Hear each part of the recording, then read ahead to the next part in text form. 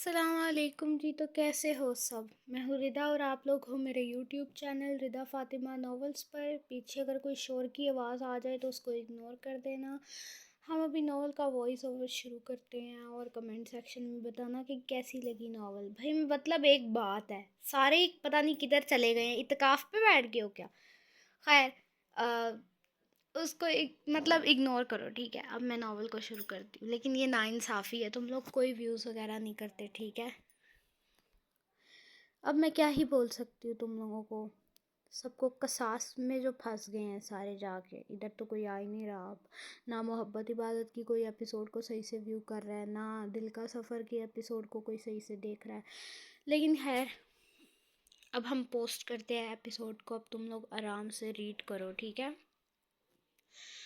شام ہو چکی تھی، سارے رضاکار کمیونٹی سینٹر کے صحن میں مصروف تھے۔ ایلینا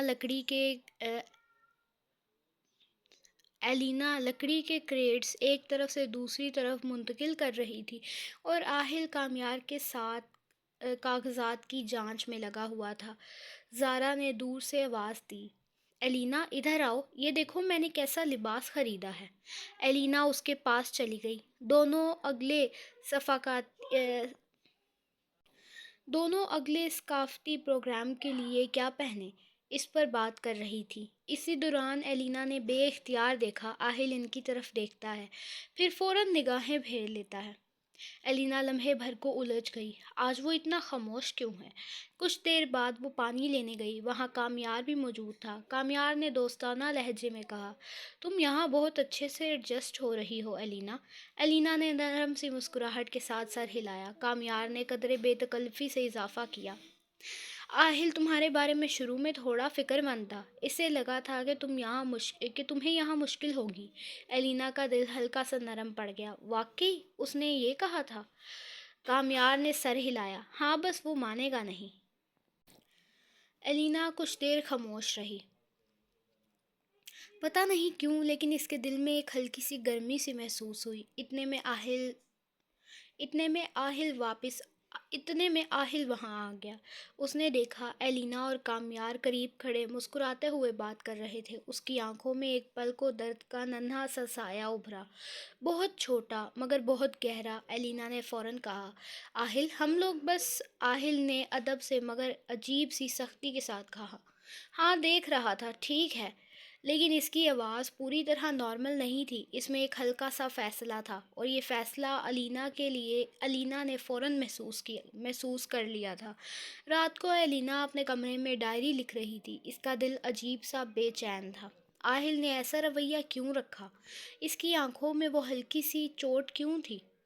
اتنے میں زارا اندر آئی، اس نے ایلینا کی کیفیت دیکھ کر پوچھا، کیا ہوا؟ ایلینا نے دھیرے سے کہا، آہل آج کچھ الگ لگ رہا تھا۔ زارا نے گہری سانس لی، وہ کبھی کبھی باتوں کو غلط سمجھ لیتا ہے، خاص طور پر جب اسے کوئی انسان پسند آ جائے۔ ایلینا کا دل ایک لمحے کو رک سا گیا۔ مجھے پسند؟ زارا نے ہلکے سے شانے اچکا دیے، یقین سے نہیں کہتی، مگر وہ تم پر نظر رکھتا ہے، ضرورت سے زیادہ۔ ایلینا بالکل خاموش ہو گئی، دل کی دھڑکن آہستہ، پھر تیز، پھر الجھن میں ڈوبتی ہوئی۔ ادھر دوسری طرف آہل چھت پر اکیلا کھڑا تھا، بارش کے بعد کی ٹھنڈی ہوا چل رہی تھی، کامیار کے الفاظ اس کے ذہن میں گونج رہے تھے، تم ٹھیک کہتے تھے، ایلینا یہاں کے لوگوں کی وجہ سے ایڈجسٹ ہو رہی ہے، لوگوں، نہ کہ اس کی وجہ سے۔ اس کے دل میں بے نام سا درد ابھرا، جو اس نے کبھی سوچا بھی نہ تھا۔ اس نے آہستہ سے اپنے آپ سے کہا، شاید اس میں میری کسی طرح کی جذباتیت کوئی حیثیت ہی نہیں۔ وہ خود بھی سمجھ نہیں پا رہا تھا وہ اتنا کیوں محسوس کر رہا ہے، اور کیوں یہ چھوٹی سی غلط فہمی اسے اتنا تکلیف دے رہی تھی۔ دو دل، دونوں الجھے ہوئے، دونوں زخمی، مگر ایک دوسرے کا درد سمجھنے سے ابھی بہت دور۔ صحن میں ہلکی سی دھوپ پھیلی ہوئی تھی۔ رضاکاروں کا گروپ آج ورک شاپ کی تیاری میں مصروف تھا۔ الینا کامیار کے ساتھ مل کر فائلیں ترتیب دے رہی تھی۔ کامیار ہمیشہ کی طرح مددگار تھا اور باتوں باتوں میں ہنسی مذاق کر رہا تھا۔ دور کھڑے آہل نے یہ منظر دیکھا۔ الینا مسکرا رہی تھی، کامیار کا کندھا اس کے بہت قریب تھا۔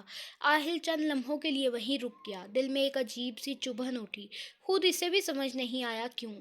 بس یوں محسوس ہوا شاید الینا اس کے ساتھ ہی زیادہ سہولت محسوس کرتی ہے، اور وہ خاموشی سے وہاں سے ہٹ گیا۔ الینا نے پلٹ کر دیکھا، آہل نے اس کی طرف نظریں تک نہیں اٹھائیں۔ اس کا دل جیسے ایک دم بیٹھ سا گیا۔ وہ اچانک نظر کیوں چرا رہا ہے؟ اس نے ہمت کر کے آہل کے پاس جا کر پوچھا، کیا آپ ناراض ہیں؟ آہل نے سر جھکا کر فائلیں بند کی۔ نہیں، میں ٹھیک ہوں، بس مصروف ہوں۔ لہجہ نرم تھا مگر ایک دوری اس میں صاف محسوس ہوتی تھی۔ الینا کے دل میں جیسے کوئی برف سا تیر اتر گیا۔ وہ دھیرے سے بولی، آپ مجھ سے بچ کیوں رہے ہیں؟ آہل چند لمحے خاموش رہ کر بولا، کبھی کبھی فاصلہ بہتر ہوتا ہے۔ بس یہ کہہ کر وہ چل دیا۔ الینا دیر تک وہیں کھڑی رہی، آنکھوں میں درد اور دل میں شدید الجھن لیے ہوئے۔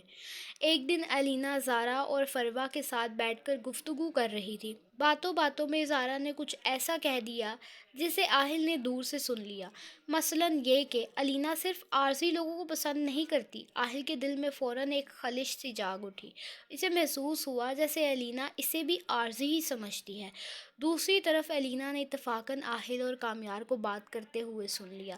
جہاں کامیار کہہ رہا تھا، دور رہ کر ہی سب ٹھیک رہے گا، الینا کے دل میں جیسے کسی نے گرہ لگا دی۔ اسے لگا شاید آہل واقعی اس سے فاصلہ رکھنا چاہتا ہے۔ یوں دونوں دیکھی تھے، فاصلہ رکھنا چاہتا ہے۔ یوں دونوں دکھی تھے، دونوں الجھن میں تھے، لیکن کوئی بھی حقیقت صاف کرنے کی ہمت نہ کر سکا، اور ان کے درمیان بس ایک گہری خاموشی آ کر بیٹھ گئی۔ باب 8 ویلنٹیر ہال میں آج ایک عجیب سی خاموشی پھیلی ہوئی تھی۔ سب اپنے اپنے کام میں مصروف تھے، مگر الینا کے چہرے پر ہلکی سی پرمردگی تھی۔ اس نے فون ہاتھ میں سختی سے موبائل تھام رکھا تھا۔ کال محض 2 منٹ کی تھی، لیکن انہی 2 منٹوں نے اس کی دنیا بدل دی تھی۔ Alina, you are coming back, no more discussion. Pakistan میں معمولی سی سیاسی بے چینی کی خبر گھر پہنچی تو ڈینیل فوراً سخت ہو گیا۔ تم فوراً واپس آ رہی ہو، بس مزید کوئی بحث نہیں۔ صوفیہ کی آواز رقت آمیز تھی۔ تم وہاں کچھ زیادہ ہی جڑ گئی ہو، میں محسوس کر رہی ہوں۔ حتیٰ کہ ایملی بھی اس بار اسے چھیڑنے کے بجائے سچ میں فکر مند تھی۔ الینا کے دل میں طوفان برپا تھا۔ دل پاکستان رک جانا چاہتا تھا، مگر خاندان کا دباؤ اور حالات کی غلط فہمیاں اسے اندر اندر توڑ رہی تھیں۔ ویلنٹیر سینٹر نے اس کے واپسی کے کاغذات تیار کرنے شروع کر دیے۔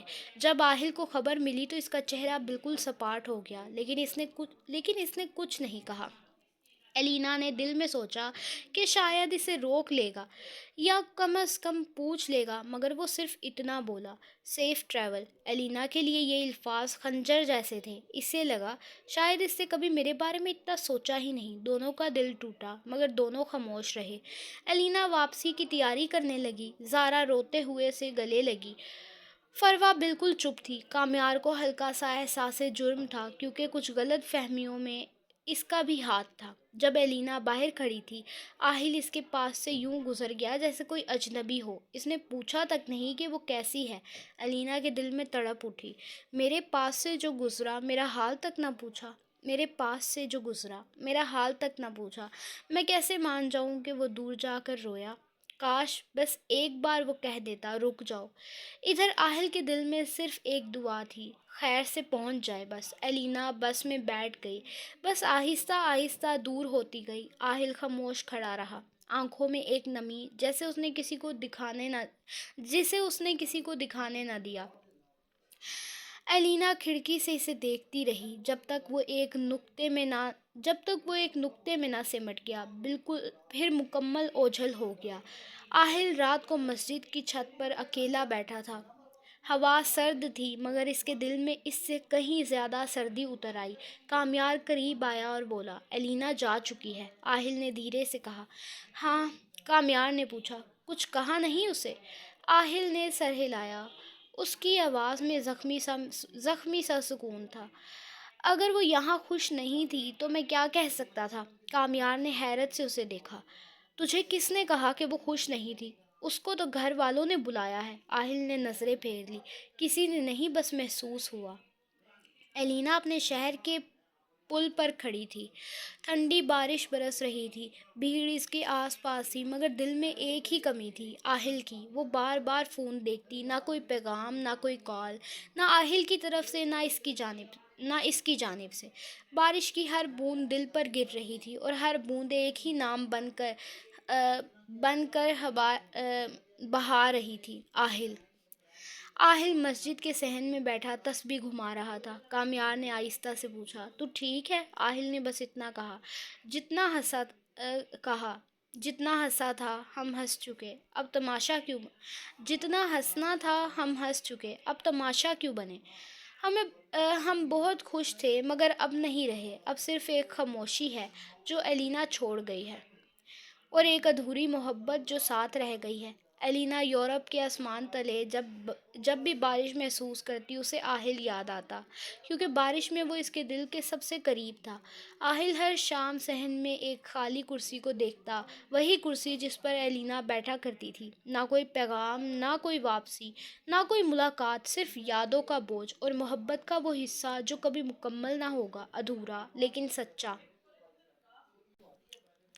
شام ڈھلتی، بارش برستی تو ایلینا کھڑکی کے پاس بیٹھ کر اپنا ہاتھ بارش میں نکال دیتی اور آہستہ سے کہتی، آہل، تم بارش میں اور خوبصورت لگتے تھے۔ وہ یہ بات کسی کو نہ بتاتی۔ کیسے بتاتی؟ کیسے بتاتی؟ جسے چاہا وہی کبھی نہ مل سکا۔ آہل دوبارہ اپنی معمول کی زندگی میں تو لوٹ آیا تھا، مگر اس کے چہرے پر وہ چمک نہیں تھی جو کبھی ہوا کرتی تھی۔ نماز کے بعد وہ ہاتھ اٹھا کر دعا تو کرتا، مگر ایلینا کا نام کبھی نہیں لیتا، بس اتنا کہتا، یا اللہ، جو میرے نصیب میں نہیں، اس کی حفاظت فرمانا۔ رات کو وہ چھت پر کھڑا آسمان کو دیکھتا، اور لبوں پر ایک ہلکی سی مسکراہٹ آ جاتی، وہی مسکراہٹ جو صرف درد سے جنم لیتی ہے۔ زارا اور کامیار نے بہت پوچھا، بہت سمجھایا، لیکن آہل کا ایک ہی جواب ہوتا، کچھ لوگ زندگی میں آ کر زندگی نہیں بدلتے، بس انسان کو بدل کر چلے جاتے ہیں۔ ایلینا کے لیے بارش اب فقط موسم نہیں رہی تھی، وہ آہل کی یاد کا ایک وسیلہ بن چکی تھی، اور آہل کے لیے صبح کا سکون محض ایک عادت رہ گیا تھا۔ اصل سکون تو دل نے ایلینا کے ساتھ ہی پایا تھا۔ دونوں اپنی اپنی دنیاؤں میں مصروف تھے، لیکن جب کوئی گیت بجتا، کوئی جملہ پڑھا جاتا، یا کوئی منظر نظر آتا، تو دل اچانک ایک ہلکی سی کسک سے بھر جاتا۔ دونوں نے کبھی پیغام نہیں بھیجا، کبھی کال نہیں کی، کبھی نام نہیں لیا، پھر بھی دل کے کسی کونے میں ایک دوسرے کو سنبھال کر رکھا ہوا تھا، بالکل ایک پرانی ڈائری کی طرح، جسے بند تو کر دیا جائے، مگر نہ پھینکنا ممکن ہو، نہ بھول پانا۔